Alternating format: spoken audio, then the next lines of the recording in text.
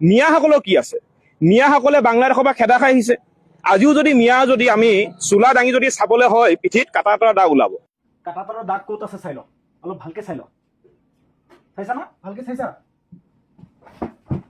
তোৰ চালা ক'ত কাটা তাৰৰ দাগ পাইছা? কাটা তাৰৰ দাগ ক'ত পাইছা? তহঁতেহে পৰ্বত বগাই আহিছা। কেলা এতিয়াও তহঁত চাইনাৰ সন্তান হয়, চাইনিজৰ নিচিনা দেখা যায়, মুখবিলাক চাইনিজৰ নিচিনা লাগে, আৰু তহঁতে আমাক কোৱা যে কাটা তাৰৰ দাগ আছে গাত। কাটা তাৰৰ দাগ পাইছা? হা অভদ্ৰ চালা। এই তহঁতৰ কাৰণে এই বৃহত্তৰ অসমখন বাৰে বাৰে ভাগ হৈছে। নাগালেণ্ড মিজোৰাম ভাগ হোৱা নাছিলে? অৰুণাচল ভাগ হ'ল কিয় ভাগ হ'ল? ত্ৰিপুৰা কিয় ভাগ হ'ল? এই তহঁতৰ নিচিনা অভদ্ৰামীৰ কাৰণে আকৌ অসমখনক দুভাগ কৰাৰ যি ষড়যন্ত্ৰ তহঁতে ৰচনা কৰিছ, তহঁতে ভাবিছ যে তহঁতৰ কুচক্ৰান্ত কোনেও ধৰিব নোৱাৰিব। হা এই বিজেপিৰ মন্ত্ৰ মায়াত তহঁতে যি ধৰণৰ ভণ্ডামি কৰি আছ, অসমখনক দুভাগ কৰিবলৈ যি ধৰণে তহঁতে লাগি পৰিছ, অসমখনক তহঁতে দুভাগ কৰিব নোৱাৰ।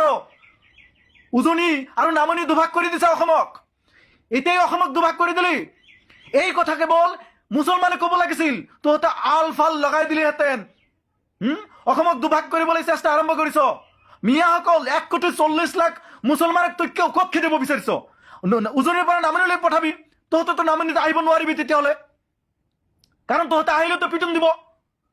এইদৰে তহঁতে অৰুণাচল, ত্ৰিপুৰা, মেঘালয় এইবিলাকক তহঁতে ভাগ কৰিছিলি, মনত নাই? নাগালেণ্ডক ভাগ কৰিছ এইবিলাকৰ কাৰণে।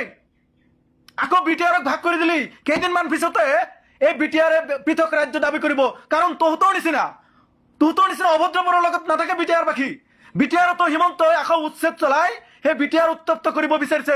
ইতিমধ্যে নিৰ্বাচনী সভাত ঘোষণা কৰিছে যে বিটিআৰতো উচ্ছেদ হ'ব, বিটিআৰ নাথাকে অসমৰ লগত। ঠিক এনেকুৱা কৰি মেঘালয়ক স্বায়ত্ব শাসন দিয়া হৈছিল, ত্ৰিপুৰাক স্বায়ত্ব শাসন দিয়া হৈছিল, অৰুণাচলক দিয়া হৈছিল, নাগালেণ্ডক দিয়া হৈছিল। তাৰপিছত তেওঁলোকে পৃথক হৈ গ'ল। তেওঁলোকে পৃথক হ'বলৈ বাধ্য হ'ল তহঁতৰ নিচিনা অভদ্ৰৰ কাৰণে। ভাৰতীয় মুছলমানক তহঁতে ভাৰতীয় নাগৰিকক বিভিন্ন ধৰণৰ হাৰাশাস্তি কৰিবি। উজনিত যাব নোৱাৰিব, নামনিত আহিব নোৱাৰিব। মুছলমানক তহঁতে উজনিত যাব নিদিবি, তহঁতক নামনিত আহিব দিব নেকি? এক ডাঙৰ ষড়যন্ত্ৰ ৰচনা কৰিছে এওঁলোকে যে অসমখনক আকৌ দুভাগ কৰিব। আকৌ দুভাগ কৰাত উঠি পৰি লাগিছে। এই ধৰণৰ জাতীয়তাবাদৰ নাম লৈ উগ্ৰপন্থী সংগঠন খুলি লোৱা এইসকল দালালে অসমক দুভাগ কৰাৰ চেষ্টা কৰিছে। অসমৰ ৰাইজ এতিয়াও জাগক। এওঁলোকে যি ধৰণৰ ষড়যন্ত্ৰ ৰচনা কৰিছে, এই ষড়যন্ত্ৰ বলি আপোনালোকে নহ'ব। আপোনালোকে এই যি হিংসা, এই যি সাম্প্ৰদায়িক বাতাবৰণ শেষ কৰিবলৈ চেষ্টা কৰক, নহ'লে এওঁলোকে অসমখনক ভাগ কৰিব। সেই সময়তো 1963 অৰুণাচলক ভাগ কৰি দিছিল। 1972 আকৌ 1987 বেলেগ বেলেগ ৰাজ্য গঠন হৈ গ'ল। ঠিক এনেকুৱা পৰিৱেশৰ কাৰণে, কাৰণ শান্তিপ্ৰিয় মানুহবিলাকে এইবিলাক নিবিচাৰে যে এওঁলোকে বাৰে বাৰে অমুক জাতিক কওক যে বাংলাদেশী। ঠিক এনেকুৱা ধৰণৰ অত্যাচাৰ কৰা হৈছিল। অৰুণাচলৰ মানুহ যেতিয়া অসমত থাকিছিল, এনেকুৱা ধৰণৰ অত্যাচাৰ কৰি ভগোৱা হৈছিল।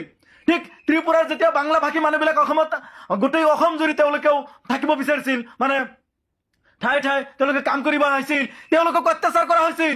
মেঘালয়ৰ মানুহক এই গাৰো, খাচী এইবিলাকক অত্যাচাৰ কৰা হৈছিল এনেকুৱা ধৰণে। গতিকে তেওঁলোকে মেঘালয়লৈ গুচি গ'ল আৰু মেঘালয়খন নিজৰ কৰি ল'লে, ভাগ কৰি ল'লে অসমৰ পৰা। অৰুণাচলীয়েও অৰুণাচল ভাগ কৰি ল'লে। তাৰ কাৰণ এইবিলাকে আছিল। বেছি দিন হোৱা নাই, 1987 কথা, 1972 কথা। ঠিক আজি 40-50 বছৰমান পিছত আকৌ অসমক ভাগ কৰাৰ যি ষড়যন্ত্ৰ ৰচনা কৰিছে, এইসকলে জোতা পিটা কৰি আপোনালোকে সমাজৰ পৰা বাহিৰ কৰি দিব লাগিব, নহ'লে অসমখনক ভাগ কৰিব এওঁলোকে।